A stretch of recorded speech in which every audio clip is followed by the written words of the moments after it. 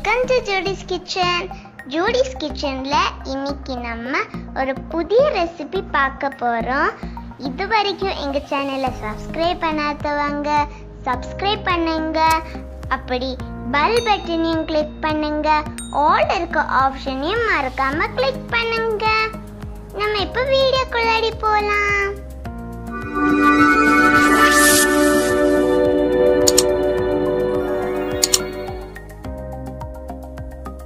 இன்னைக்கு நம்ம பண்ண போறது பாத்தீங்கன்னா வெஜிடபிள் சப்பாத்தி ரோல் தான் பண்ண போறோம். ஸோ இந்த ரெசிபி பாத்தீங்கன்னா சின்ன குழந்தைங்கல இருந்து பெரியவங்க வரைக்கும் எல்லாருமே ரொம்ப விரும்பி சாப்பிடுவாங்க. குழந்தைங்க வந்து காய்கறி சாப்பிடலன்னா நீங்க இந்த மெத்தட்ல நீங்க செஞ்சு கொடுத்தீங்கன்னா அவங்க ரொம்பவே விரும்பி சாப்பிடுவாங்க. அதே டைம்ல வந்து காலையில வந்து நம்ம அவசரமா வந்து குழம்பு வைக்கிறதுக்கு டைம் இல்லை அப்படிங்கிற டைம்ல இந்த ரெசிபி வந்து நீங்க கண்டிப்பா ட்ரை பண்ணி பாருங்க. செய்யறதுக்கு ரொம்ப ஈஸியா இருக்கும், அதே டைம்ல ரொம்ப டேஸ்டா இருக்கும். நைட் வந்து டின்னரா கூட பண்ணிக்கலாம். ஈவினிங்ல வந்து நல்ல ஒரு ஸ்நாக்ஸா பிள்ளைங்களுக்கு செஞ்சு கொடுத்தீங்கன்னா ரொம்பவே இது ஒரு ஃபில்லிங்காவும் இருக்கும். இப்ப நம்ம இந்த ரெசிபியை செய்ய ஆரம்பிச்சிடலாம். 2 கப் கோதுமை மாவு, அது கூட ஒரு 3 டேபிள் ஸ்பூன் கட்டியான தயிர் எடுத்துக்கோங்க. தேவையான அளவு உப்பு, அப்புறமா 1 டீஸ்பூன் சர்க்கரை சேர்த்துக்கோங்க.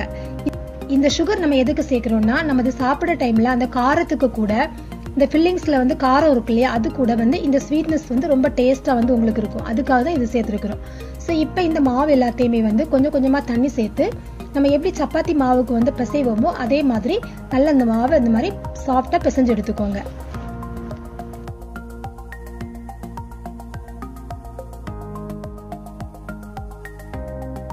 இந்த மாதிரி மாவை பிசைஞ்சதுக்கு அப்புறமா மேலாப்ல அது வந்து மாவு வந்து ட்ரை ஆகாம இருக்கிறதுக்கு கொஞ்சமா எண்ணெய் இந்த மாதிரி பிரஷ் பண்ணிக்கோங்க.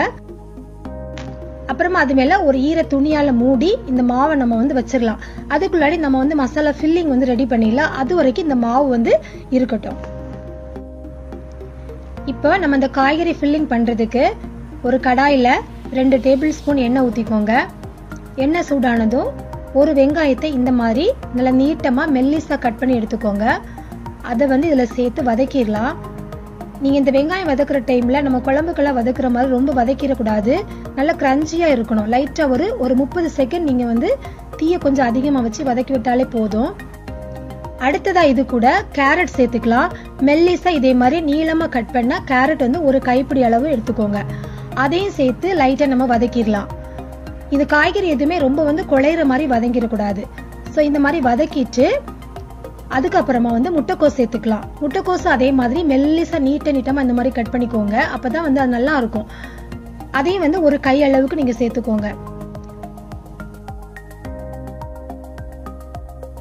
முட்டைக்கோஸ் லைட்டா வதங்க ஆரம்பிச்சதுக்கு அப்புறமா கடைசியா வந்து குடமிளகாய் சேர்த்துக்கோங்க. இந்த குடமிளகாவையும் அதே மாதிரி நீட்டமா கட் பண்ணிக்கோங்க. இப்ப நம்ம எல்லா காய்கறிகளையுமே நல்லா இந்த மாதிரி பரட்டி எடுத்துடலாம். காய்கறிக்கு தேவையான அளவு உப்பு மட்டும் கொஞ்சமா சேர்த்துக்கோங்க. தீயை வந்து கொஞ்சம் ஹை ஃபிளேம்லயே வச்சு இது எல்லாத்தையும் நல்லா வந்து வதக்கிடலாம். ஸோ இந்த சாஸ் சேர்க்கக்கூடிய டைம்ல நீங்க வந்து தீயை வந்து கம்மி பண்ணிக்கோங்க. 1 table spoon chilli sauce, 1 table spoon soya sauce, அப்புறமா கொஞ்சமா வந்து சர்க்கரை. இந்த சர்க்கரை வந்து நம்ம மாவுலயே சேர்த்துருக்கிறோம், அதே டைம்ல வந்து இந்த காய்கறி ஃபில்லிங்லயும் சேர்க்கிறோம். ரொம்ப டேஸ்டா இருக்கும். நீங்க சேர்த்து பாருங்க. சர்க்கரோட டேஸ்ட் வந்து கண்டிப்பா டாமினேட் ஆகாது. லைட்டா வந்து அந்த காரத்துக்கு கூட அந்த ஸ்வீட்னஸ் வந்து இந்த ரோல்ல கூட சாப்பிட்றப்போ ரொம்ப டேஸ்டா இருக்கும். ஸோ இப்போ இது எல்லாத்தையும் சேர்த்து நல்லா அந்த மாதிரி நீங்க மிக்ஸ் பண்ணி விட்டுருங்க.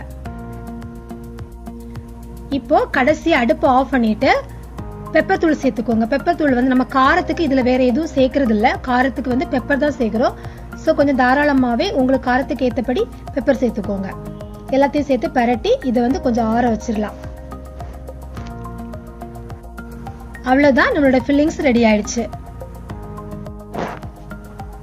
இப்ப நம்ம சப்பாத்தி தேய்க்கிறதுக்கு மாவு ரெடியா இருக்குது. மறுபடியும் இந்த மாவை வந்து 1 நிமிஷம் நல்லா இந்த மாதிரி நான் பிசைஞ்சுக்கிறேன். இன்னும் கொஞ்சம் வந்து சாஃப்ட்னஸ்க்காக நல்லா இந்த மாதிரி பிசைஞ்சு எடுத்தாச்சு. 1 நிமிஷம் போதும், ரொம்ப வந்து நம்ம பிசைய வேண்டாம். இப்ப நம்ம இந்த மாவை நல்லா ரோல் பண்ணிட்டு உங்களுக்கு வந்து எத்தனை சப்பாத்தி வேணுமோ அந்த அளவுக்கு வந்து ஈக்குவலா வந்து இந்த மாதிரி நீங்க வந்து டிவைட் பண்ணிக்கோங்க. அப்போ வந்து உங்களுக்கு எல்லா சப்பாத்தியுமே ஈவனா கிடைக்கும். ஸோ இப்போ எல்லாத்தையுமே வந்து நம்ம வந்து உருட்டி எடுத்துடலாம். இப்போ பார்த்தீங்கன்னா 250 ml கப் அளவில் 2 கப் மாவு எடுத்தோம் இல்லையா. இப்போ எனக்கு 5 மாவு உருண்டைகள் கிடைச்சிருக்கு. ஸோ இப்போ நம்ம இதை வந்து நல்லா வந்து தேய்ச்சிடலாம்.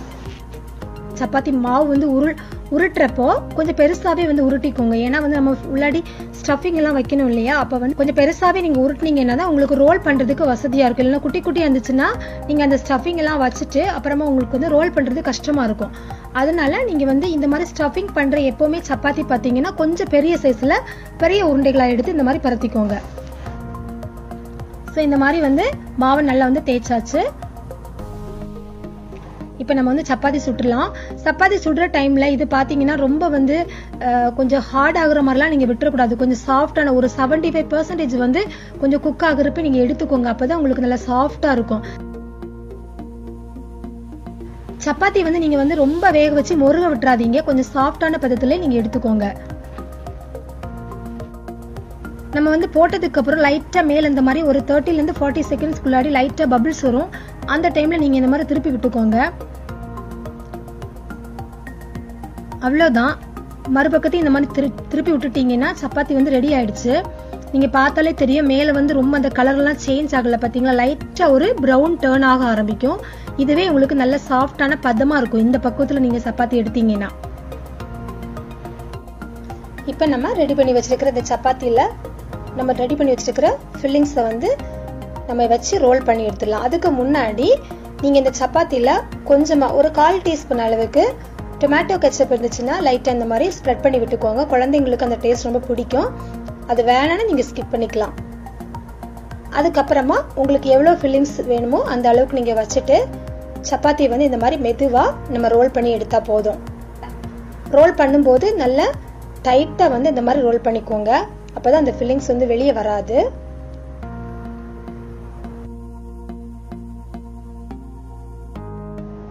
சோ அதனோட 2 பக்கங்களையும் இந்த மாதிரி உள்வாக்குல வந்து மடிச்சு இந்த மாதிரி நீங்க விட்டுட்டீங்கன்னா சாப்பிடுறப்ப வந்து அந்த ஃபில்லிங்ஸ் வந்து கீழே விழாது. இந்த மாதிரி மடிச்சு விட்டுக்கோங்க. சோ இப்போ நம்மளுடைய சூப்பரான வெஜிடபிள் சப்பாத்தி ரோல் வந்து ரெடி ஆயிடுச்சு. ஸோ இந்த வீடியோவை கண்டிப்பாக நீங்கள் பார்த்ததுக்கு அப்புறம் இந்த ரெசிபி உங்களுக்கு பிடிச்சிருந்ததுன்னா ட்ரை பண்ணி பாருங்க.